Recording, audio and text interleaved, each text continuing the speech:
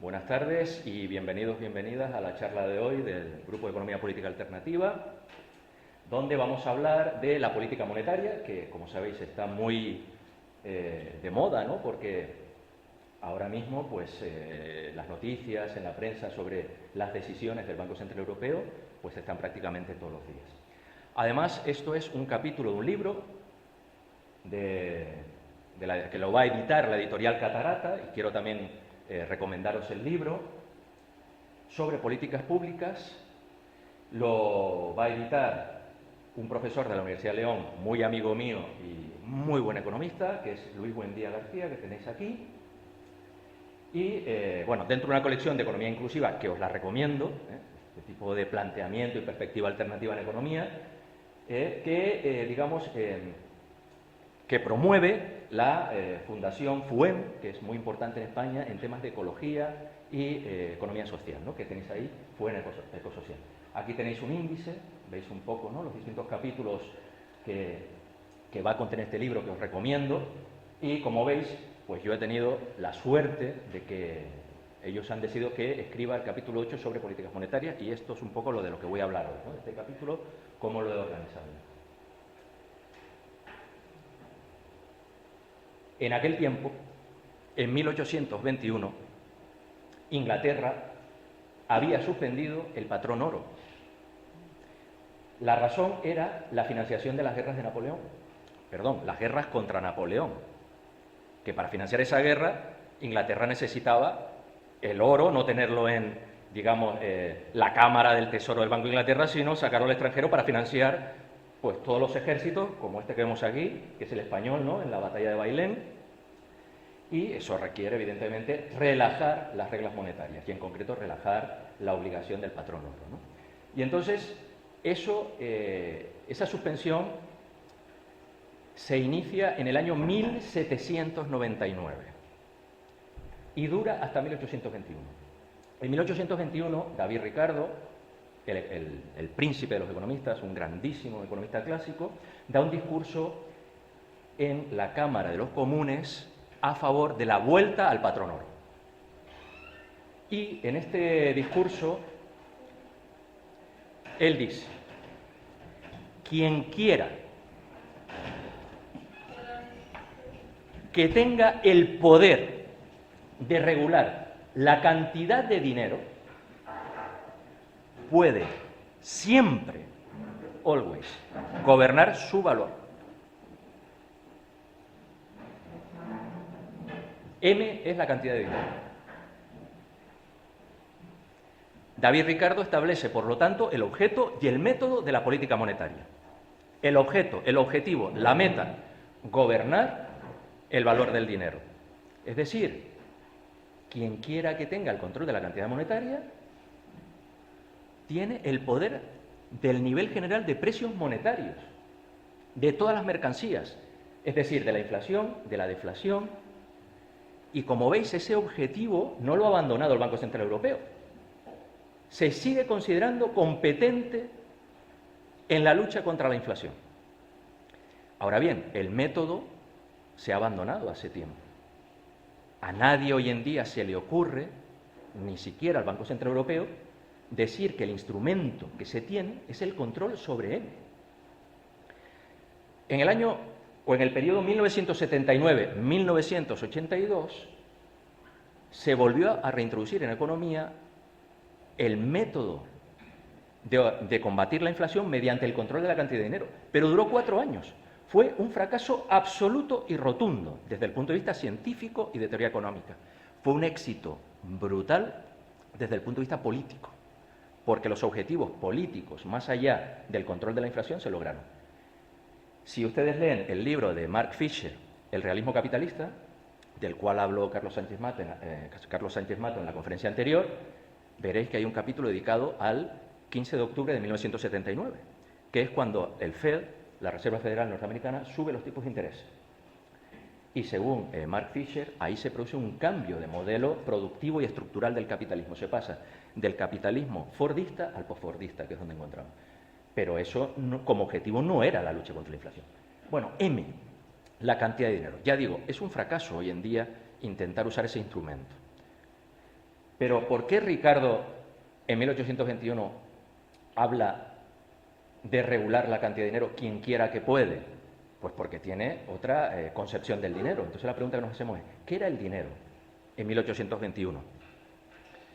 El dinero era el resultado de un acto de proclamación por parte del Estado donde identificaba la unidad de cuenta con una cantidad de metal. Eso era el patrón oro. Y además eso en Inglaterra lo realizó Newton, el famoso científico que era el director de la fábrica de moneda y timbre en fecha tan temprana como 1717. Y entonces aproximadamente, hay una fórmula que dice que aproximadamente 4 libras es una onza de oro Troy, que son como 31 gramos, y esa onza de Troy, hoy si la valoráis, son como 5.000 euros. Es decir, que se sabía perfectamente que 5.000 euros era una cantidad de oro. Y además había otra cosa, que es cómo veían ellos el dinero. El dinero lo veían como un vehículo. El dinero era el medio de transportar las mercancías, no físicamente, sino en valor. Es decir, cada unidad de cuenta transportaba un valor monetario de mercancías por idéntico importe. ¿Qué quiere decir eso? Que si yo tenía la cantidad de dinero y sabía lo que era, yo sabía la cantidad de vehículos y también el volumen de valor que yo podía transportar. Pero ojo, en un viaje. Fíjense que además el patrón oro y, digamos, esta representación del dinero mediante el peso de un metal, que podemos llamar pensatórica, del latín pensum, además da una apariencia objetiva al dinero. Es decir, es que en el siglo XIX, a principios del siglo XIX, incluso se le podía dar una forma. Es decir, alguien podría pensar en el dinero y decir, así es que lo reconozco, es que son estas monedas de oro, es que son estos lingotes, etcétera, ¿no? Con lo cual lo de la medida, pues bueno, parece bastante razonable. Pero claro, si de lo que se trata es, y además, otra cosa también, pensar que cuando yo transporto, yo estoy haciendo un gasto. Dicho de otra manera, si todas estas monedas o todas estas piezas monetarias objetivas realizan un viaje, pensar que es, de golpe se produce un gasto en la economía. Es decir, que la relación entre dinero y gasto agregado es que es inmediata en esas circunstancias, ¿verdad? Pero claro, en un viaje. Pero lo importante no es cuánto puedo gastar si las piezas de dinero se mueven una vez, o viajan una vez, o transportan solamente una vez un volumen de valor monetario, porque lo importante será por intervalo de tiempo. Es decir, ¿cuántos viajes realizan esas unidades en T? Dicho de otra forma, que lo importante no es MV, lo importante es M por V.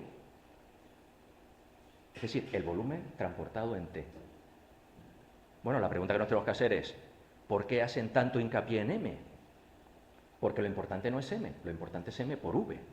Y ese va a ser el arranque de nuestra crítica a esta, digamos, a este supuesto ricardiano de que se puede controlar la cantidad de dinero, ¿no? Bueno, lo importante no es M, lo importante es el volumen de valor transportado por intervalo de tiempo, M por V. Entonces, ¿cómo puede ser que un economista se centre en M y no hable de M por V? O considere que M y V son independientes. Bueno, pues mis estudiantes, ¿verdad?, que están aquí de primero, ¿no?, que estudiamos en micro, pues todo depende de una cláusula que explicamos en clase de micro, que es la famosa cláusula ceteris paribus, ¿no? Es decir, de alguna manera el economista está suponiendo que puede hablar de M ceteris paribus dado V. ¿Pero qué sucede? Que nos preguntamos, ¿pero qué sube? Pero es que V no es cualquier cosa. V recoge un concepto mucho más complicado que el de contar o el de preguntarnos por qué es dinero, ¿no? Porque V depende básicamente, o hay dos elementos que determinan su valor, ¿no? Uno podemos decir que es el atesoramiento. Es decir, todos podemos pensar, ¿verdad?, que si incluso el sistema monetario fuera metálico estricto, cuando yo hablo de la M, que es el dinero oficialmente reconocido, sería como hablar de vehículos taxis, son los taxis, los que el Estado dice que sí, que eso transporta mercancías o que con eso puedes realizar los pagos, es un medio de pago. ¿Estáis de acuerdo conmigo que perfectamente en la M yo he hecho el supuesto de que todos los vehículos están moviéndose o se mueven una vez? Eso no es verdad, porque se puede demandar dinero, se puede atesorar, es decir, parte de esa cantidad de dinero puede estar atesorada. Y eso es un problema. Y eso tendría que ver o estar recogido en la velocidad. Bueno, esto abre un capítulo muy interesante en la teoría monetaria y es por qué la gente demanda dinero. que prácticamente podemos decir es el origen de toda la teoría keynesiana y post-keynesiana. Es decir, ¿cómo es posible que se demande dinero? Eso es inconcebible. Claro, es inconcebible en un mundo de conocimiento perfecto, que es el supuesto siempre que maneja la economía convencional. Pero desde el momento en que haya una incertidumbre radical, como planteaba Keynes, está claro que el atesoramiento, la demanda de dinero va a surgir. Pero es que hay otra cosa. ¿Cómo se combate el atesoramiento? Bueno, para eso está toda la actividad financiera y monetaria. Es decir, los bancos, y por eso la V no se puede pensar que le aplicamos fácilmente la cláusula ceteris paribus, porque precisamente la labor de los bancos y de los mercados financieros es intentar generar sustitutivos en los dos niveles, en el del vehículo y en el del atesoramiento, para el dinero, digamos, el de alto poder, lo que los ingleses llaman high power money, o el dinero oficial. Es decir, los mercados financieros y monetarios tienen que estar continuamente convenciendo, entre comillas, engañando al inversor de que los productos sustitutivos del dinero, que no son dinero que ellos ofrecen, son muy seguros. De hecho, en la crisis de 1929, los norteamericanos creían que la bolsa era muy segura. Eso a nosotros ahora ni se nos ocurre. Pero ustedes saben que, por ejemplo, Irving Fisher invertía todos sus ahorros en la bolsa. Llegaba el dinero del fin de semana y lo metía para 3 días en la bolsa, porque estaba convencido de que la bolsa no podía quebrar. Y eso se encargan los bancos y la finanza. Eso por el lado del atesoramiento, pero es que en el lado de los sustitutivos, es decir, que empleemos dineros para transportar mercancías, para hacer intercambios que no son dinero oficial, es que esa es precisamente la banca. La banca, desde el momento que hace una promesa de que va a pagar en dinero, digamos, oficial o dinero fuerte, en el sistema patronoro, por ejemplo, del cual está hablando David Ricardo, lo que está creando son sustitutivos. Claro, alguien puede decir, bueno, eso no sucede si hay un coeficiente de caja del 100%.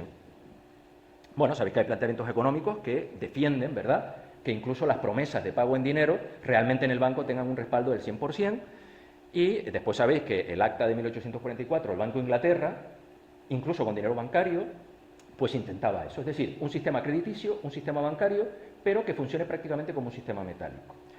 A esto también llamó la atención sobre un trabajo de Hicks, muy interesante, de 1977. Incluso, aunque tuviéramos un sistema monetario metálico muy estricto, como el de tiempos de Felipe II, yéndonos más atrás, de 1717, el Imperio Español, donde todos sabemos que, en fin, España era la fabricante de las monedas de plata, etcétera, etcétera. Bueno, incluso en ese caso, la velocidad de circulación del dinero no es constante, porque el rey Felipe II puede perfectamente, mediante la apelación o la ayuda de la banca Fugger, pues puede convencer a los que atesoran monedas de plata que se las presten. ¿Con cargo a qué? Con las futuras llegadas de los bancos. Y eso hace que la velocidad de circulación, incluso en un sistema monetario tan riguroso y tan, digamos, no sé cómo decirlo, pues apropiado para hablar de una velocidad de circulación de dinero constante, tampoco sea constante. Un apunte solamente, lo que pasa es que, bueno, no quiero extender. Un apunte, la inflación. Incluso en un patrón oro, como el que defiende David Ricardo, para que nos hagamos una idea, la media de inflación que da Robert Skidelsky en su libro Dinero y Gobierno es del 4% anual. O sea, incluso con un patrón oro, que es mucho más estricto que los sistemas que tenemos ahora, la inflación podría llegar al 4%, que es muy superior al 2% que se marca el Banco Central Europeo. Bien, con esto ya, esto simplemente son unos prolegómenos para que sepamos lo que es la variable M y V. Y entonces ahora lo que hago aquí en esta diapositiva es hacer la crítica fuerte a aquellos que defienden que se puede controlar la cantidad de dinero. En principio, repito, esta crítica hoy en día no hay por qué hacerla de manera directa porque no hay ningún banco que haga declaraciones de control en agregados monetarios. Pero en el año 79-82 sí que hubo, digamos, economistas, entre ellos Milton Friedman, que sí que abogaban por este tipo de política monetaria de control de la cantidad de dinero. Y también hace falta hacer una crítica, porque cuando los estudiantes en cuarto de carrera cursan la asignatura de enfoques económicos post-keynesianos dentro de la mención de economía política e institucional, pues resulta que vienen tan educados y tan formados en los modelos macroeconómicos convencionales, donde se sigue hablando de una cantidad de dinero, donde se sigue explicando en la academia, aunque los bancos centrales ya no creen en eso, pero en la academia se sigue explicando. Y mis estudiantes, yo tengo un problema, y es explicarles que no se puede controlar la cantidad de dinero. Y ahora vamos a ver la crítica que vamos a hacer. Bien, esta crítica la formula de manera muy rigurosa Nicolás Kaldor en 1970, 9 años antes de que la política de control de la cantidad de dinero que llamamos monetarismo, cuando hablamos de monetarismo hablamos de esto, se impusiera de una manera, no tengo una palabra, que después me puedan acusar de algo, pero de una manera, en fin, usando todos los medios al alcance para imponerlo, porque había mucha oposición. Inglaterra estaba muy en contra del triunfo del monetarismo. Pero, sin embargo, triunfó en el año 79 esta postura. Lo que quiero decir es, no es una cuestión puramente científica, al contrario, no es una cuestión puramente teórica. Hay una cuestión ideológica de poder y de interés del gobierno en realizar este tipo de políticas, está claro. Bueno, entonces vamos a hacer la crítica para ver si logramos que abandonemos toda esperanza de que la cantidad de dinero se pueda controlar.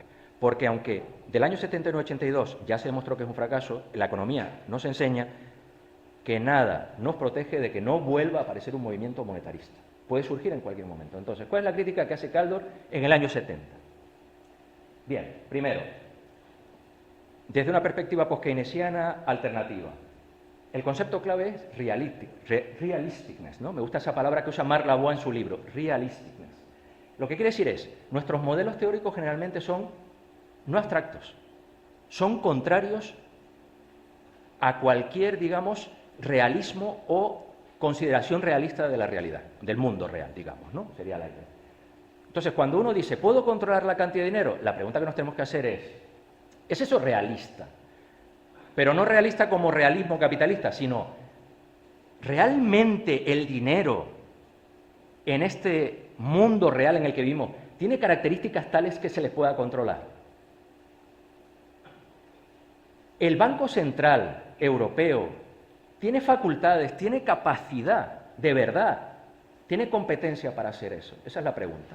Entonces, la pregunta que nos tenemos que hacer es, bueno, pues entonces respondamos antes de afirmar eso, que se puede hacer. ¿Qué condición debe darse para que un banco central tenga control sobre la cantidad de dinero? Bueno, si un banco tiene control sobre la cantidad de dinero y puede aplicar esa cláusula ceteris paribus, entonces es que está suponiendo que la velocidad de circulación del dinero es constante. Porque, a poco que penséis, si la velocidad de circulación del dinero no es constante, sino que es variable, puede perfectamente pasar que tú bajes M y suba V. Con lo cual, el volumen de mercancías que se pueden transportar por intervalo de tiempo crece, aunque tú disminuyas la cantidad de dinero. Y, en consecuencia, el gasto agregado puede crecer también. Es necesario que V sea constante. Bien. Milton Friedman, que fue el máximo defensor y, digamos, la autoridad académica que, digamos, dio un poco de veracidad a esta proposición científica, lo único que hizo fue observar la velocidad de circulación del dinero en las estadísticas que habían antes de 1970. Es decir, con Bretton Woods, en una estructura económica e institucional donde se aplicaban políticas keynesianas, etcétera, etcétera. Y desde luego, donde los bancos centrales nunca, jamás se ocuparon de controlar la cantidad de dinero, porque siempre los bancos centrales, y eso es una política tradicional, eso el Banco de Inglaterra siempre lo ha sabido, los bancos centrales no se ocupan nunca de controlar la cantidad de dinero, se ocupan de establecer tipos de interés sobre el dinero que ellos emiten para la banca. Es decir, ellos son un quantity taker y un price maker. Y siempre, absolutamente siempre ha sido así. Incluso del año 79 al 82, los bancos centrales, aunque les obligaban a decir que el objetivo era la cantidad de dinero, ellos sabían que lo único que podían controlar eran los tipos de interés, nada más. Bueno, entonces, ¿qué le dice Nicolás Kaldor a Friedman? Y es un aviso para el pseudoempirismo. Los falsos empirismos, es decir, lo que estamos muy acostumbrados, la teoría económica convencional, fracasa muchas veces, muchísimas, casi siempre, construyendo modelos teóricos y después busca ayuda en la econometría y en las estadísticas.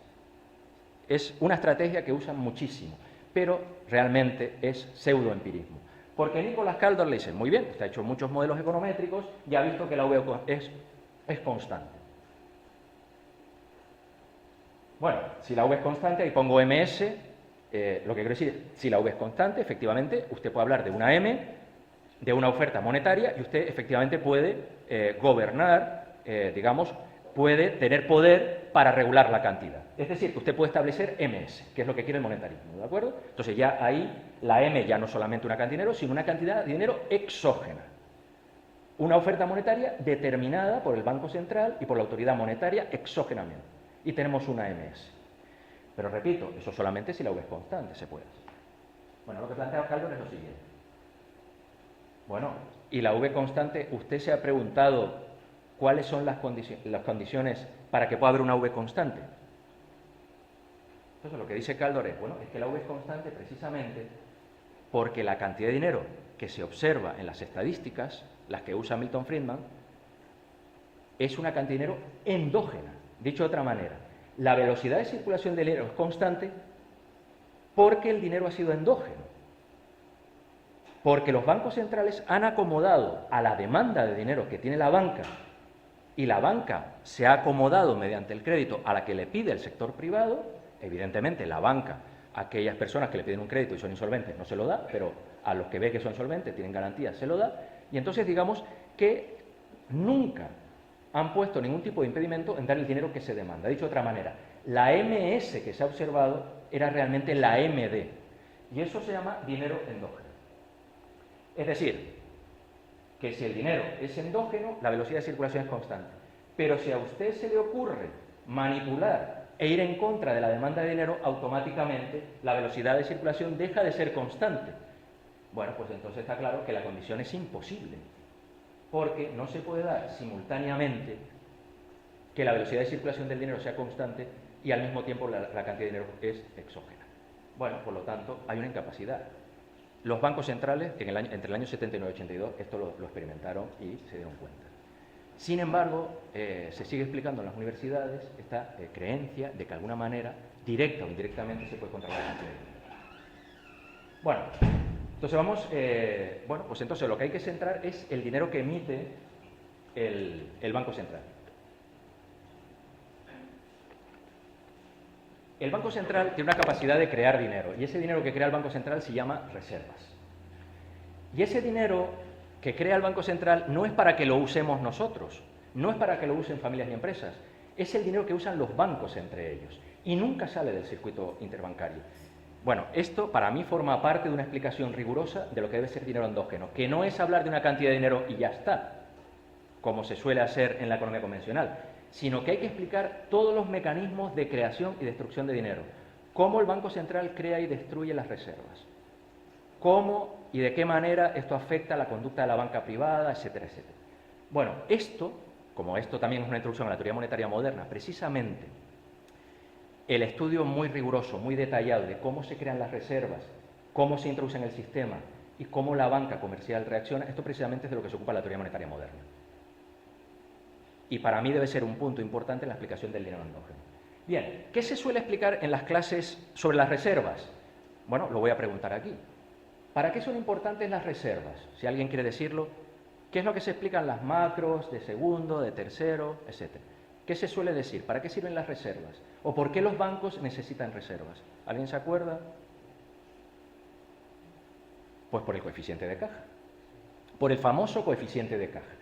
Es decir, para explicar el famoso multiplicador monetario, que además es una explicación que ayuda, ¿no?, digamos, a mantener esa creencia en que el Banco Central controla la cantidad de dinero, es decir, la cantidad de depósitos y de efectivo que hay en circulación, ¿no? Sigue manteniendo eso. Bueno, pues que sepáis que como yo intento desterrar esa idea de que el coeficiente de caja es tan importante porque es lo que único se explica, pero en Europa, en Canadá, es que hay muchos sistemas monetarios que ya no se les exige coeficiente de caja, que realmente el coeficiente de caja puede ser cero perfectamente y no hay necesidad.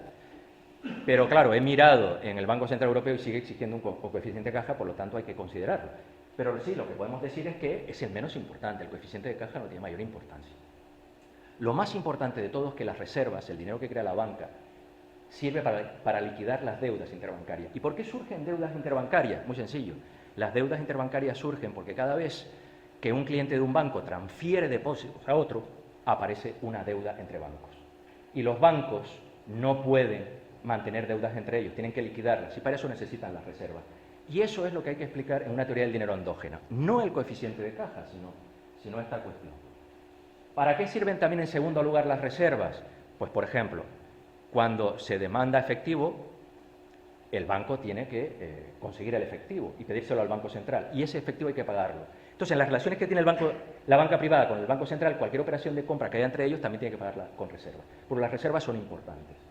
Y, bueno, y si quieren comprar deuda pública, pues lo mismo. Si por propia iniciativa, ahí lo que he hecho es simplemente decir, bueno, necesitan reservas, digamos, inducido por órdenes que le dan sus clientes, que ahí serían dos, una, el efectivo, y otra muy importante, el pago de impuestos. Porque el pago de impuestos es lo que la teoría monetaria moderna considera como la verdadera razón de ser del dinero del Estado y del dinero, que es el pago de impuestos. Claro, si hay que pagar impuestos, la banca comercial está obligada a hacer un pago al Banco Central y está obligada a un pago de reservas. Y eso también forma parte sustancial de la teoría monetaria moderna. Bueno, y también por propia iniciativa. Ellos perfectamente pueden tener reservas y por propia iniciativa, porque sabéis que cualquier banco intenta obtener un beneficio y una rentabilidad, recordad que eso cómo se realiza, pues estableciendo diferentes tipos de interés para las operaciones de activo que pasivo. Ellos tienen reservas en activo, y esos son sus ingresos, y por lo tanto tienen que intentar siempre tener activos que le den mucho interés. Las reservas, si dan poco, hay que buscar sustitutos. ¿Cuáles son esos sustitutos? Dos, o comprar deuda pública o prestarlo a otros bancos a cambio de tipo de interés. Que ahí es donde surge el mercado interbancario, que también es muy importante. Bueno, y entonces ya, en último lugar, el coeficiente de caja. Esto, claro, explicar teoría monetaria, explicar la política monetaria solamente observando el apartado C, pues es que no tiene, en fin, no tiene mucha razón de ser. Y además hay otra cosa, porque se suele decir que el Banco Central puede decidir si da reserva o no da reserva, es decir, que puede ser un quantity maker. Eso es falso. No tiene esa facultad y esa capacidad. Nicolás Caldor utiliza la siguiente metáfora. El Banco Central es un monarca constitucional, no es un monarca absoluto. Si al Banco Central se le ocurre negarse a dar reservas a un banco solvente, la velocidad de circulación del dinero se dispara, porque automáticamente todo el sector privado busca sustitutos a las reservas y digamos, al mecanismo de pagos y de circulación. Además, si el Banco Central empieza a negarse a dar reservas y a disciplinar de ese modo a los bancos privados, aparece un riesgo de caída de todo el sistema de pagos. Eso el sistema no se lo puede permitir. Por lo tanto, si un banco es solvente, hay que darle reserva. Lo único que puede hacer el Banco Central es establecer el precio, claro. ¿A qué precio? ¿Con qué tipo de interés? Claro, cuando hablo del precio de las reservas, hablo del precio del dinero del Banco Central, que es el tipo de interés. Es decir, vale, yo te presto esto, pero me lo tienes que devolver con este interés. Ahí sí el Banco Central sí que puede subir o bajar. Y muy importante, para cuando se habla de la quantitative easing, las reservas nunca salen del circuito bancario. Es decir, por mucho dinero que el Banco Central le dé a la banca privada no va a dar ese dinero a ninguna familia ni empresa. Y esto es otra equivocación que incluso el Banco Central comete. Porque cuando hizo la quantitative easing, poco menos que le decía a la banca comercial, toma mi dinero, date prisa y ponte a prestarlo. Es que eso no tiene ningún sentido. La banca comercial presta el dinero cuando quiere, cuando lo cree conveniente, porque hay inversiones que son seguras, rentables o con probabilidades muy bajas de que quiebren. Y cuando concede el crédito, no mira si hay reservas, sino que automáticamente al Banco Central las pide. Es decir, que el proceso no va de reservas a crédito, sino al revés, de crédito a reservas. ¿De acuerdo? Bueno, pues entonces, vamos a entrar un poquito ya en la política monetaria que ha seguido el Banco Central Europeo desde su inicio.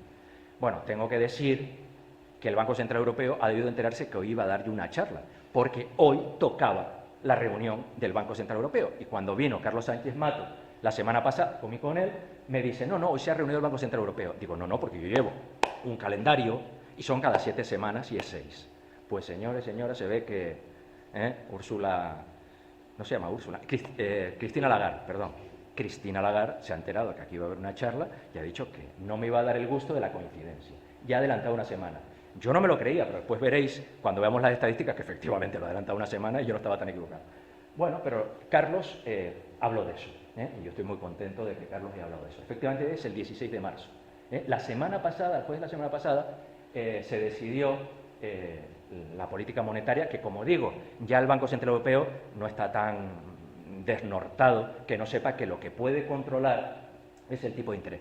Lo que sí le critico al Banco Central Europeo es que aún mantiene la esperanza de que los tipos de interés es un mecanismo indirecto para controlar el gasto y, por lo tanto, la inflación. Y yo niego todo eso, es decir, no tiene capacidad ni siquiera para controlar el gasto ni para controlar la inflación. Bueno, esto son lo de las 7 semanas para que veáis. Ese es el comienzo del capítulo. Yo empiezo así, 7 semanas separan las reuniones del jueves. Pero como todo en la vida, que el futuro pues es incierto y efectivamente lo de 7 semanas ya está mal, porque la han adelantado a 6. Y aquí lo que digo, lo veis. Bueno, lo que señala realmente es el objetivo del precio del dinero que él presta. Esa es su capacidad, no tiene otra. Y que no debiera creerse por ello con capacidad para determinar el valor del dinero. Tú puedes determinar el precio de la mercancía de la cual tú eres monopolio, pero de ahí a tú, digamos, creerte que puedes controlar el valor monetario de todas las mercancías producidas en un país en un intervalo de tiempo, pues eso digamos que es una reminiscencia del objetivo de Ricardo, pero que eso no es posible. Bien, antes de empezar tengo que hacer un poquito de teoría post-keynesiana, ¿vale? Esto es teoría post-keynesiana de cuarto, hay muchos estudiantes aquí de primero, después me tendrán que decir si han entendido algo o nada. Pues te voy a decir que no han entendido nada porque no tienen macro este año. Hasta el año que viene no tienen macro. Bueno, pues, y aquí tenéis profesores de macro, o sea que...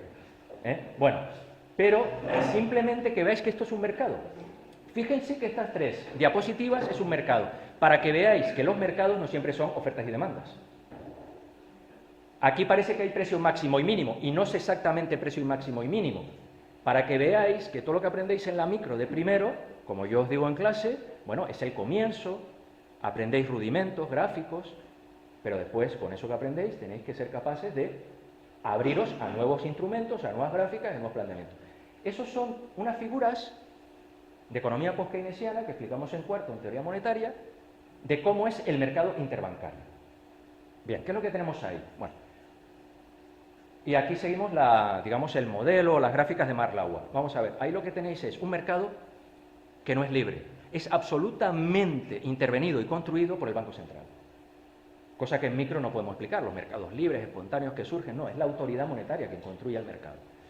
Y es la autoridad monetaria la que determina, a partir de los precios que ella establece, el precio de un mercado. O sea, sí que hay un mercado, sí que hay préstamos de reservas entre los bancos, y sí que se les da la libertad completamente a ellos de que determinen un precio, pero están guiados, están gobernados. Bueno, lo que quiero decir es que lo que se intenta es que el precio del dinero que ponen los bancos esté lo más próximo posible al tipo objetivo que quiere imponer al mercado el Banco Central. De tal manera que el Banco Central pone un tipo objetivo, en ese sentido podemos decir que ese tipo de interés objetivo o el que desea el Banco Central es exógeno. Eso es lo importante en la teoría post-keynesiana, que lo que es exógeno es el tipo de interés del interbancario, no la cantidad de dinero. La cantidad de dinero es endógena. Pero el tipo de interés exógeno no es exógeno porque el Banco Central diga este es, sino es exógeno porque la órbita que sigue el precio del interbancario está atraída por ese, digamos, atractor que sí que es exógeno. Bien, ¿y cómo lo logra? Pues lo logra de la siguiente manera, estableciendo un corredor, lo veis ahí, y un rol defensivo. Son 2 los instrumentos que usa para hacerlo. ¿Qué significa el corredor? El corredor significa poner un tipo de interés techo y un tipo de interés suelo. Es decir, establece una banda.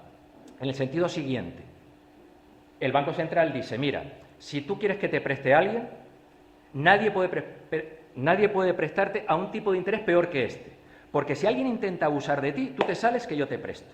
Por lo tanto, pone un tope máximo, ¿vale? Y después, para los que le sobran reservas, dice, mira, y si hay alguien que no quiere darte interés por estas reservas, no te preocupes, que yo te pongo un tope por abajo. Bien, pues ahí tenéis el techo, ¿lo veis? Y el suelo, ¿lo veis? Techo y suelo. Bien, ¿qué hay en el eje de las X? Que yo a mis alumnos de primero insisto mucho, que digan siempre que hay en abscisas, que hay en ordenadas. Bien, Pues en el eje de las X lo que tenéis son las diferencias entre las reservas no prestadas, es decir, las ofertas de reservas que hace el Banco Central al conjunto de banca privada que no proceden de un préstamo de un anticipo que le han solicitado. ¿Vale? Habrá maneras en que la banca, al final del periodo, del día, se encuentra con reservas no prestadas. ¿De acuerdo? Y entonces, esa oferta, en principio, tiene que ir toda al interbancario. Y lo que intenta, y ahí habrá una demanda. Entonces, lo que intenta siempre el Banco Central es que la diferencia entre esa oferta de reservas no prestadas, ¿lo veis? Reservas no prestadas, menos la demanda de reservas en el interbancario, siempre sea cero. De tal manera que en el eje de las X lo que tenéis es el desequilibrio. Hay un punto cero, ¿lo veis? En el cero se consigue que la demanda que va a haber de reservas exactamente coincida con la oferta no prestada. Si os vais un poquito a la izquierda, ¿qué sucede? Que hay un exceso de demanda, ¿lo veis? Y si os vais un poquito a la derecha, un exceso de oferta. Fíjense que aquí no tenéis cantidades, sino desequilibrios. ¿De acuerdo? Desequilibrio. Y en el eje de las Y ya tenéis el tipo de interés, con una banda y con un objetivo. Bien. Vamos al segundo asunto, que es el rol defensivo del Banco Central. El rol defensivo del Banco Central es que si el Banco Central en cualquier momento se da cuenta que hay más demanda que oferta de reservas no prestadas, tiene que inmediatamente hacer operaciones para volver o resituar otra vez al mercado en la posición cero. ¿Cómo lo hace, por ejemplo, el Banco de Canadá? El Banco de Canadá hace una operación muy simple, que es transfiriendo depósitos del Banco Central de Canadá a la banca privada. Cuando hace ese movimiento, automáticamente transfiere reservas e infla de reservas no prestadas al sistema bancario. Y cuando ve que hay muchas reservas, hace lo contrario. Coge los depósitos del gobierno y se los lleva. Y mediante ese, hay muchos sistemas, y ese sería el rol defensivo. Bien, bueno, pues lo que sucede es lo siguiente. Siempre que se logre el éxito del rol defensivo, siempre que el Banco Central consiga que el mercado esté en cero, mediante tomas y dacas, logra disciplinar a los agentes privados para que el precio del dinero que pongan sea el tipo de interés objetivo. Ahí tenéis tres casos. El corredor simétrico, ahí tenéis el caso del tipo de interés en el techo y el tipo de interés en el suelo. Tenéis tres. Lo que hace el Banco Central, como veis, va moviendo el nivel de cero. Si el nivel de cero lo pone justamente en el techo, es que el tipo de interés va a estar en el techo. Cuando lo pone en el suelo, mueve la posición de cero y está indicando que él quiere que el tipo de interés sea cero. Ahora vamos a ver la realidad. Iros un poquito solamente al tipo de interés de... Perdón. Iros a la gráfica de la izquierda, que es el corredor simétrico, que es el que aplica Canadá hasta el año 2014-2015, según Marlaois. Y bueno, ahí lo que sucede es, como veis, tienes un techo, tienes un suelo, y el tipo de interés objetivo del Banco Central se establece en el medio. Si el rol defensivo del Banco Central, el rol defensivo es un éxito, y estamos en cero, en abscisas, entonces el tipo de interés que da el interbancario es el tipo de interés objetivo. Si el Banco Central se equivoca y estamos en negativo, entonces habría tensión y presión en las negociaciones interbancarias y el tipo de interés subiría un poco.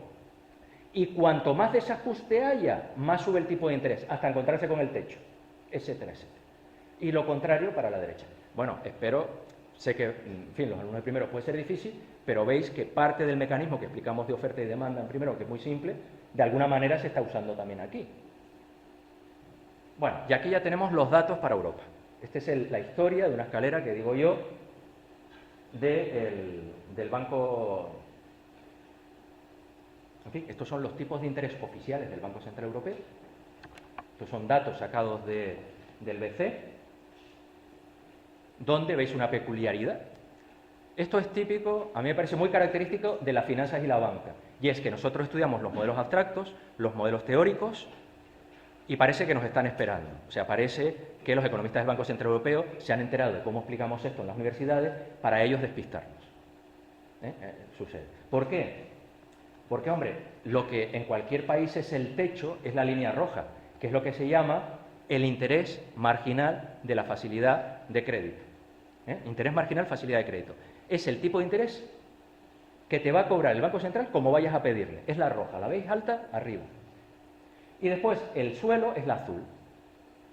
Bueno, dos tipos de interés, eso sería lo normal. Arriba, abajo. Bien, de hecho, si ustedes se dan cuenta, la amarilla es el interbancario. ¿Lo veis que está entre medio? Bueno, podríamos pensar que es un corredor simétrico, ¿no? Bueno, parece que es un corredor simétrico. No, no es un corredor simétrico, porque sobre esto advierte Marc Lavoie. Europa no practica un corredor simétrico, sino un sistema techo. ¿Y cómo es eso posible? Muy sencillo, porque Europa no tiene un techo, tiene dos. Tiene dos tipos de interés techo. Tiene el interés marginal de la facilidad de crédito y después tiene lo que se llama el interés de las principales operaciones de refinanciación, que se llama IPOR. Y es la línea del medio negra. Y si os dais cuenta, hasta la debacle de 2008, ahí tenéis, os vais dando cuenta, es decir, prácticamente viendo esa gráfica de esa escalera, ¿no? Las huellas, las contrahuellas, cómo se van manteniendo, cómo van subiendo, cómo van bajando, cuánto tiempo lo mantiene un determinado nivel, pues uno puede incluso, ¿verdad?, saber de lo que estaba pasando realmente en ese momento en la historia política, económica, ¿no? Entonces, bueno, ahí pues prácticamente podemos decir que hay diferentes etapas, ¿no? O diferentes periodos, ¿no? Está claro que hasta 2008, ¿lo veis? 15 de octubre de 2008, ¿lo veis? Parece que hay una normalidad. Pero en el 15 de octubre de 2008, claramente, hay una caída de todos los tipos de interés, porque es la crisis financiera. Después vemos, cuando pasamos del 2008, vemos que hay un intento del Banco Central Europeo de hacer políticas para la estabilidad financiera del sistema, cosa que el Banco Central Europeo no parece darse mucha cuenta. Parece que no se da cuenta que según sean los tipos de interés está generando mayor o menor inestabilidad en los balances bancarios y por lo tanto puede provocar quiebras bancarias. Parece que eso, saberlo me imagino que lo saben, pero cara al discurso no lo dicen. Ahí están. ¿Cuál es el problema que vemos ahí? Bueno, vemos que bajan los tipos de interés, pero tampoco mucho, o sea, los llevan sí bastante bajo, los tiran para abajo a toda velocidad y después también daros cuenta que de estar en el medio, es decir, estar en el techo, automáticamente lo bajan al suelo también, ¿lo veis, no? Lo bajan al suelo. Y hay un momento en que pasa algo, porque lo llevan a cero.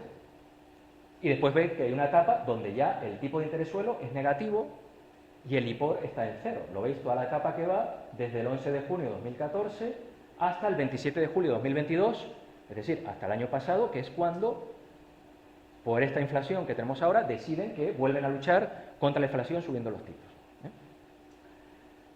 Bueno, la línea amarilla que veis ahí, ¿vale? La línea amarilla es el interbancario que se llamaba EONIA. Y a finales de 2021, otra cosa que gusta mucho a los responsables, en fin, de las políticas monetarias, del INE, es cambiarnos las estadísticas, ¿no? Todos los que trabajáis con estadísticas, ¿verdad?, lo sabéis. O sea, la serie hasta aquí es una y después te cortan la serie, parece que están esforzándose en que no puedas hacer ningún tipo de inferencia, ¿no? Bueno, pues cambiaron el STER, que tiene una conducta bastante extraña también, ¿vale? Bastante extraña. Es la línea verde. Bueno, aquí hay muchas cosas que podríamos plantear, por ejemplo, desde el punto de vista de la TMM, y es, digamos, un poco la obsesión, que yo considero que es pre-keynesiana, del Banco Central Europeo, de controlar el déficit público y de controlar la deuda pública, etcétera, etcétera. Y de hecho, eso es lo que provoca, ese tipo de conducta, es lo que provoca, pues, la crisis del euro, la crisis del euro que empieza en 2010, ¿lo veis? Ahí pongo el Fondo Europeo de Estabilidad Financiera, esa línea, ¿no? Vamos digamos, señalando hitos importantes, el 9 de mayo de 2010.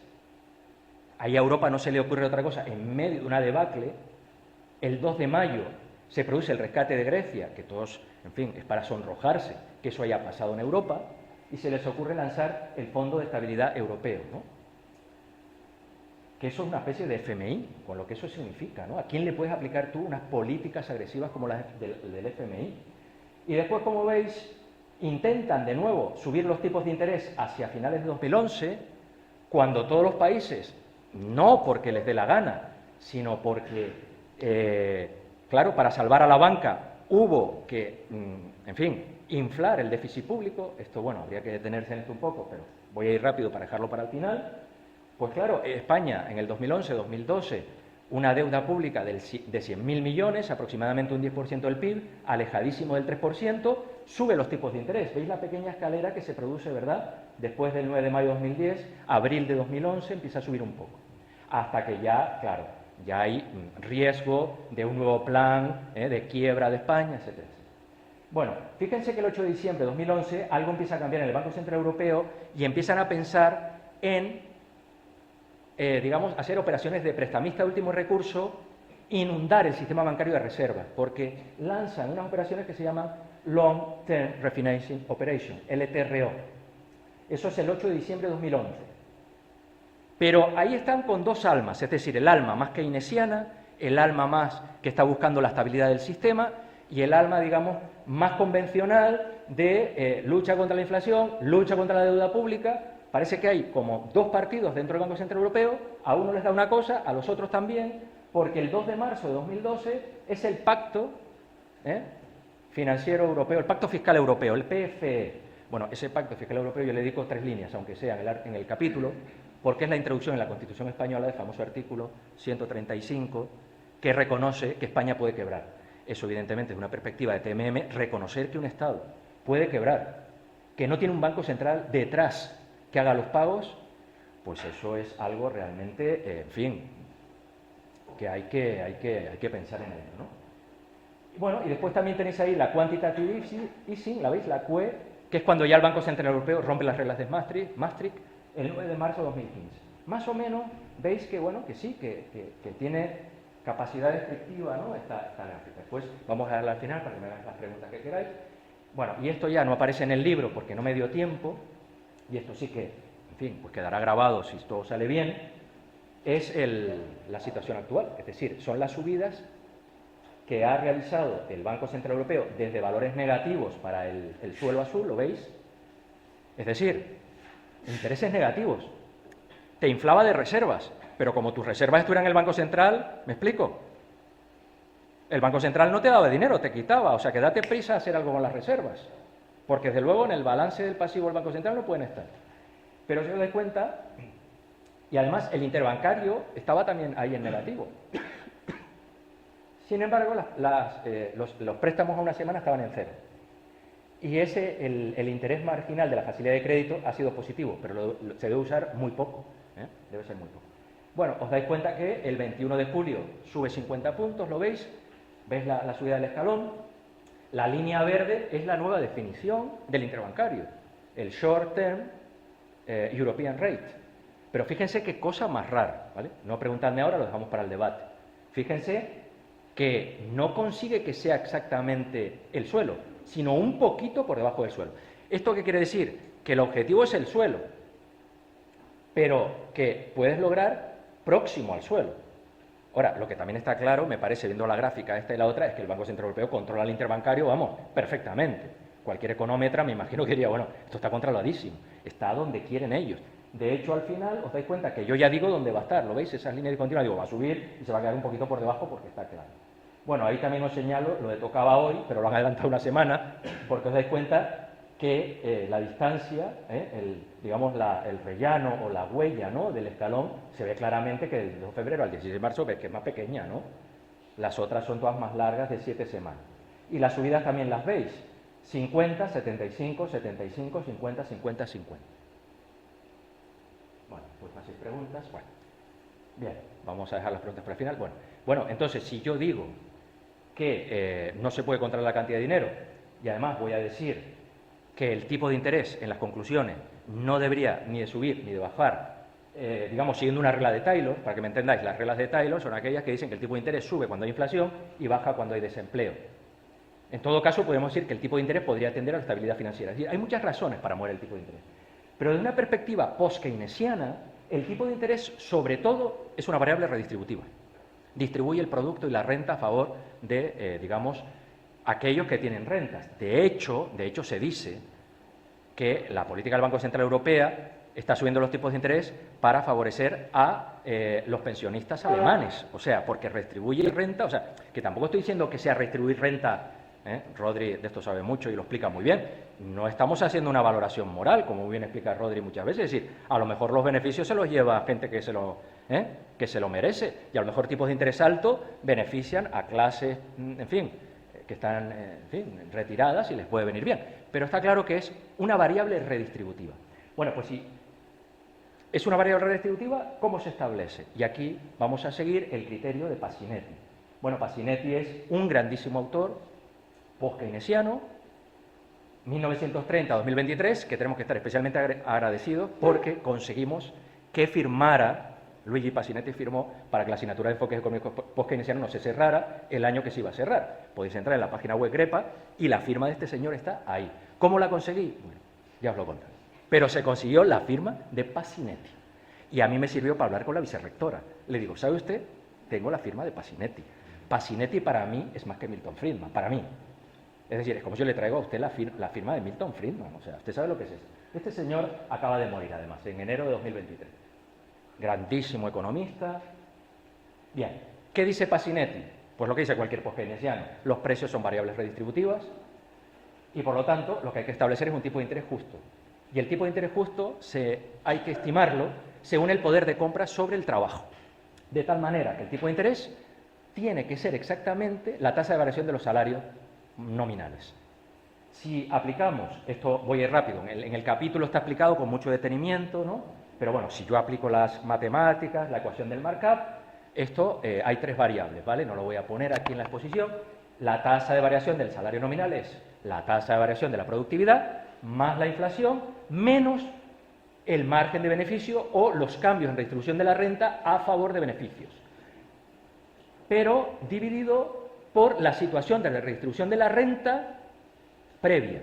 1 menos pi, macro del profesor Rodri, lo explica siempre, José Manuel Rodríguez lo explica perfectamente siempre, sabe que 1 menos pi es la parte del pastel que va al trabajo y pi la parte del pastel, por lo tanto ahí, digamos que en el denominador tenemos cuál es el pacto social, porque de una perspectiva post-keynesiana la redistribución de la renta es el resultado de un pacto social. La sociedad pacta.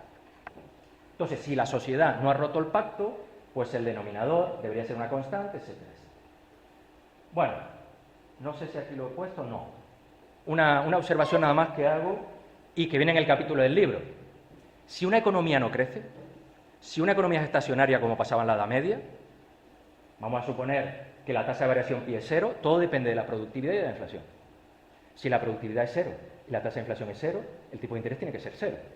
Está claro que eso debe ser lo que tenían en mente los que, digamos, promulgaron leyes contra la usura. Es decir, establecer tipos de interés que no son justos. Aquí habría un principio para eso. Y ya nos metemos con la TMM y acabamos la exposición y abrimos el debate. Bien, de algún modo yo he estado hablando continuamente de la TMM, de la teoría monetaria moderna, porque cuando digo que hay que explicar el dinero endógeno en el aspecto o en la parte que corresponde a las reservas, eso es TMM. La TMM es quien explica eso muy bien. Bien, la TMM es una corriente dentro de la escuela post-keynesiana con mucha personalidad ya, ¿no? Tanta personalidad que posiblemente pues, se pueda considerar una nueva línea de investigación, de tradición, etc. Y bueno, lo que tenéis que tener en cuenta es que la teoría monetaria moderna se dice moderna porque ellos creen que lo que hay ahora no es un patrón oro, no hay ningún sistema monetario pensatórico de David Ricardo, porque ustedes saben que el dólar tenía una conexión con el oro hasta que Estados Unidos la rompió el 15 de agosto de 1971, me recordáis la fecha si me equivoco. Si en 1971 se abandonó y ya no hay ninguna conexión de una moneda con un metal, con la disciplina que eso impone. También tengo que decir que los post-keynesianos y la TMM no tienen ninguna nostalgia de volver a eso, lo cual no quiere decir que haya muchos economistas, no siempre convencionales o conservadores, sino incluso ecologistas españoles, que sí que añoran un anclaje de las emisiones monetarias a determinadas, digamos, objetos reales. Es decir, que eso está abierto a esa discusión. Los ecologistas, por ejemplo, quieren atarlo a materias primas. O sea, que toda emisión monetaria esté atada a materias primas. Bueno, eso sería un nuevo sistema monetario que habría que investigar, que aparte, además es una propuesta de Nicolás Caldor, hay que decir. Esa propuesta es de Nicolás Caldor. Bien, el dinero moderno cuando no está atado a nada.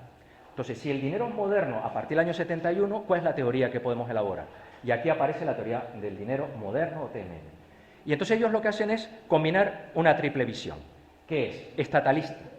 Estatalista no porque estén a favor de la empresa pública o la banca pública, porque al ser keynesianos, entre comillas, son muy burgueses. De hecho, los marxistas continuamente se enfrentan con la TMM. Es estatalista porque piensa que el dinero es una criatura del Estado, lo crea el Estado y el origen está en el Estado. Es nominalista, ¿por qué? Por lo que he dicho, porque es moderno. El dinero siempre es un nombre Vale lo que vale no porque está atado a un metal, sino porque es el Estado quien lo proclama, que es lo que digo en segundo lugar, es aquello que la ley define como válido para saldar una deuda en dinero, y de todas las deudas la más importante son los impuestos. Desde el momento en que el Estado exija un pago en la deuda que él emite, en lo que él diga, para el pago de impuestos, todo el mundo tiene que conseguir esa cosa, ¿no? Ese es el nominalismo. Y después circuitista. ¿Circuitista qué significa? Una visión es circuitista cuando tú el dinero no es un stock. Por lo tanto, no es la visión de David Ricardo de que tengo un stock de dinero y es eterno. No, no. En el circuito el dinero se crea y se destruye continuamente. Por lo tanto, es que no tiene ni sentido hablar de velocidad de circulación. Y además no solo es una criatura del Estado, conceptual históricamente, sino que además ellos dicen que es que lo crea el Estado día a día. Vamos entonces a ver dos operaciones de creación de reserva. Vamos a ver una creación directa de dinero. Voy a ir un poquito rápido, si queréis después pues la vuelvo a repetir. Bien. Hay una creación directa del dinero, es decir, el Estado crea dinero de manera directa. Esto sería, digamos, países como los Estados Unidos, como Canadá, como Australia, que tienen soberanía monetaria, como Inglaterra, que nunca ha querido entrar en el euro. Y el Banco Central es el banco del Estado, por muy independiente que sea. El Banco de Inglaterra, cuando se crea, es un banco privado, pero lo crea Guillermo de Orange, lo crea él. Y el primer banco que emite billetes es sueco, y es un banco privado, pero la directiva la nombra el rey de Suecia. Por lo tanto, el Banco Central, el emisor de billetes, siempre tiene al gobierno detrás. Bien, entonces, ¿cómo se hace esto? El Banco Central crea dinero, le da un depósito, y simplemente cuando digo deuda pública, eso simplemente es crédito. Deuda pública puede ser cualquier cosa. Deuda del Estado, el Estado ya tiene un depósito en el Banco Central, da una orden, ahora el Estado ya puede hacer pagos a funcionarios, porque claro, también pensamos que el Estado, en fin, es la corrupción. O sea, la TMM, pues hombre, estamos pensando que estamos gobernando por gente honesta, porque claro, una TMM con gobernantes corruptos es un peligro, evidentemente, porque pueden acabar todo el dinero que creemos en Suiza. Entonces, bueno, eso también hay que decirlo. Bueno, pues cuando la banca comercial, cuando el gobierno le dice al Banco Central, oye, págale a los profesores, pues automáticamente se da una orden y Julián Sánchez, José Manuel Rodríguez, Fernando Teve, en fin, Alba, José Manuel, etcétera, todos recibimos un pago en nuestras cuentas bancarias. Y automáticamente eso crea una cadena de consecuencias. Aumentan las reservas en la banca, el depósito del gobierno se elimina y se han creado reservas bancarias. Es decir, gracias al pago aparecen las reservas bancarias no prestadas. Ahora, las reservas bancarias, ¿qué pasa con ellas? Van al interbancario. Es decir, puedes crear una bajada del tipo de interés interbancario. La consecuencia primera, según la TMM, de aumentar reservas no es inflación, siempre van con la inflación. La consecuencia primera es que baje el tipo de interés. Fíjense que al contrario, la economía convencional dice que si hay mucho déficit público y no sé qué, suben los tipos de interés, pero sí que bajan, no es que suben. ¿De acuerdo? Bien, todo esto lo dice la TMM. Bueno, pues ahora lo que sucede es que la banca y el Banco Central se comunican y no quiere el Banco Central que eso vaya al interbancario. Pero claro, las reservas no dan un tipo de interés interesante, por lo tanto lo que hace el banco es decir, oye, pues yo te compro deuda pública porque quiero interés y quiero tener beneficios. Y eso es lo que hace, ahora se compra deuda pública, ¿lo veis? Y hay toda una transformación. Y al final, ¿qué es lo que tenemos? Pues al final lo que tenemos es que hay deuda pública en la banca privada, los bancos os puedo asegurar que no van a tener ningún odio a la deuda pública, porque la deuda pública les da un ingreso muy seguro. De hecho, durante mucho tiempo la deuda pública era carísima y los bancos estaban encantados de comprarla. Hay depósitos en el sector privado. Recuérdame que te haga después un comentario. Sí, vale, después. Vale, acabo para que quien se tenga que ir y ya voy a acabar, ya tranquilos que voy a acabar. ¿Y ahora qué sucede? Europa. ¿Por qué? Porque esta es la TMM dura de Randall Rey, de Estefanía Abel, pues de Stuart Medina, de Eduardo Garzón, es decir, la TMM fuerte. Marc Lavoie es post-keynesiano, no de la TMM. Y entonces es crítico con la TMM y está bien. Es crítico amigo, no es rayo. No es una crítica demoledora. Son amigos. Entonces dice, oye, es que en Europa está prohibido que el Banco Central Europeo compre. Y entonces aparece una creación indirecta.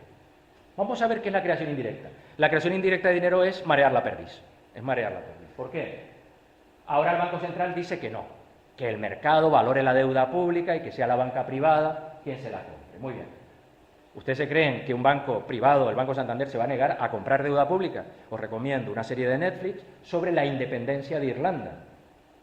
No me acuerdo el nombre. Bueno, pues sabéis vosotros que cuando la independencia de Irlanda, un poco antes, en el año 20 o por ahí, se creó un gobierno paralelo sin Estado irlandés. Sí. ¿Tenían armas? Sí. ¿Consiguieron créditos de la banca irlandesa? ¿Ustedes qué creen? Sí. Claro que sí. Claro que sí. Bueno, pues entonces el Banco Santander compra deuda del gobierno, el gobierno automáticamente dice, bueno, pues ya que el mercado me ha valorado, ha dicho que soy muy bueno, venga, ábreme un depósito en el Banco Central. Entonces, ahora el gobierno tiene un depósito en el Banco Central. ¿Qué consecuencias tiene eso? Que para que la banca comercial le pida al Banco Central Europeo que le abra un depósito al gobierno, es necesario que tenga reserva. ¿Y cómo no tiene? Porque el Banco Central Europeo, hasta la crisis de 2008, lo que le gustaba es tener endeudada a la banca comercial con ella, por eso estaba en el techo siempre, por eso la banca comercial siempre tenía que pagar los tipos de interés techo, pues eso implica un endeudamiento, lo veis ahí, de la banca central con el Banco Central. Es decir, que el depósito del gobierno no se abre con deuda pública, sino con deuda de la banca comercial con el Banco Central. Pero si la banca comercial, entonces el depósito del gobierno se limita. Pero si la banca comercial no quiere tener esa deuda, ¿vale?, que es el supuesto que vamos a hacer, pues entonces lo que dice es, bueno, quiero reservas para cancelar la deuda que tengo. Y le vende la deuda pública a la banca central. Esto, evidentemente, hasta el 2008 está prohibido. El Banco Central dice, y ahí viene la crisis del euro, porque eso ahora vete y colócalo a Morgan o a quien sea, etcétera, etcétera.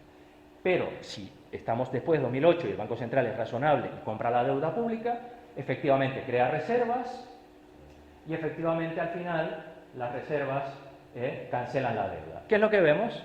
Que se ha mareado la perdiz. Volvemos exactamente a la creación directa por un mecanismo indirecto que lo único que hace es crear una obra de teatro, una ficción y ya está. Pero es que las ficciones y las obras de teatro gustan muchísimo a las instituciones monetarias. Y aquí acabo con unas conclusiones, ¿de acuerdo? Y abro el debate. Pues las conclusiones. Ya os digo, me cuesta mucho a mis estudiantes de enfoques económicos postkeynesianos de cuarto que rompan con lo que aprenden en los cursos anteriores de economía convencional. Vamos a ver, lo primero que hay que decir es que la política monetaria solo determina el tipo de interés interbancario. Es lo único, no el tipo de interés en general, el tipo de interés interbancario. Lo que pasa es que es muy importante porque es un benchmark, es un interés de referencia a partir del cual, como con un markup, se van generando todo el resto de tipos de interés. ¿Es exógeno en qué sentido? No en que lo impone, sino que tiene capacidad de que el interbancario fluctúe. Segundo, una vez que se toma ese precio como referencia, se empiezan a generar a partir de él todo el resto de tipos de interés, los créditos que da la banca, etcétera, etcétera. Pero para eso hay que atender a la preferencia por la liquidez. Depende del riesgo, de la incertidumbre, pues subirá o no subirá. Y eso no lo controla el Banco Central, no lo controla. Al contrario, si el Banco Central lleva políticas que generan miedo e incrementan la incertidumbre, genera inestabilidad. Y muy al contrario de lo que ellos pretenden con esa arrogancia y esa seguridad, están haciendo daño a la economía. El tipo de interés es una variable redistributiva, no es una variable para luchar contra la inflación. Y lo que hay que hacer es procurar una remuneración justa a los ahorradores. Y si no, habrá que justificarlo políticamente porque queremos que los pensionistas ganen un poquito más, etcétera, etcétera. Y ahora, esa es una postura radical, ¿vale? Esa es mía. Postkeynesiana, pero creo que muy mía. Llegados a este punto, y dado que es dificilísimo romper con la sabiduría convencional, pues hay que rechazar toda regla de Taylor. Ya digo que no creo que todos los postkeynesianos estuvieran de acuerdo. Se rechaza. El tipo de interés no es la manera para generar empleo o para luchar contra la inflación. Otras políticas. ¿Y cuáles son estas políticas que no están aquí? Pues yo, por ejemplo, defendería la TMM. Pues, por ejemplo, que queremos empleo, políticas de empleo directo, como pueden ser planes de empleo garantizado, etcétera, etcétera. Políticas de lo que sea, políticas fiscales. Y la monetaria ocupa un lugar menor. Por lo tanto, y aquí ya sí que sería, digamos, ya una crítica radical, sería cuanto menos política monetaria, mejor. ¿Por qué? Porque dicen que pueden hacer lo que no pueden, se atribuyen competencias que no tienen, y eso, pues yo creo que no es conveniente en un mundo de transparencia, digamos, de adecuación a la realidad. Y entonces, mejor que no. ¿De acuerdo? Aquí termino la charla, apago, me despido de todos y abrimos el debate. Gracias.